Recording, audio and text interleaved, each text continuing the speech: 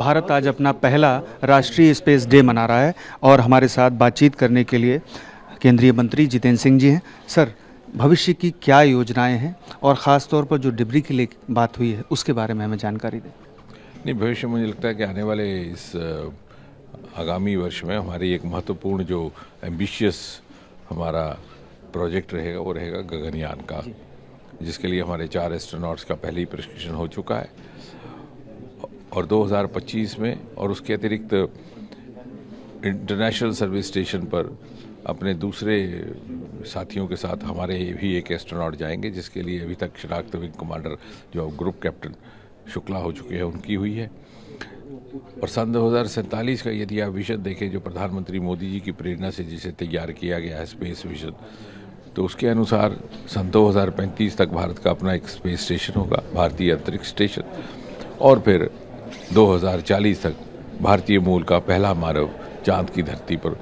उतरने की इस प्रकार की हमारी योजना है। भारत की जो अर्थव्यवस्था है उसमें कितना योगदान होगा भविष्य में, ख़ास तौर पर अंतरिक्ष क्षेत्र का?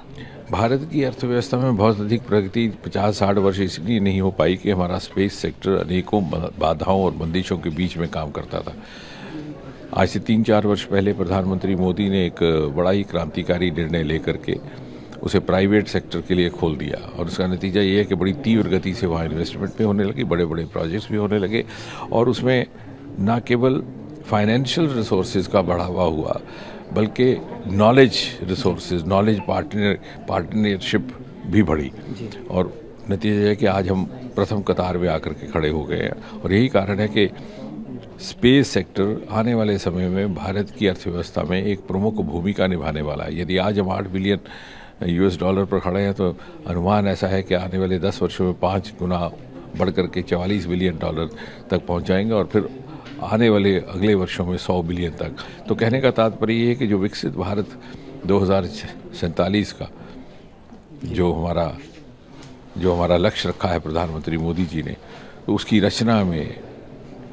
उसकी अर्थव्यवस्था में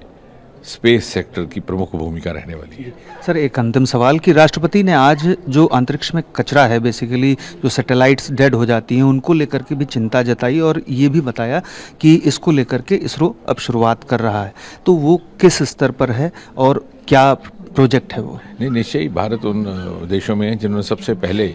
इस विषय को लेकर के पहल की है। एक आधुनिक किस्म की टेक्नोलॉजी स्थापित करने का प्रयास हुआ है बेंगलुरु में, जिसमें डेबरी की मॉनिटरिंग भी की जाती है, उसको कैसे साफ किया जाए तो वो भी, अगर कोई इससे कोई ख़तरा पैदा होने वाला हो तो उसकी भी सूचना प्राप्त हो जाती है। और आने वाले समय में हमारा लक्ष्य रहेगा ज़ीरो डेबरी मिशन,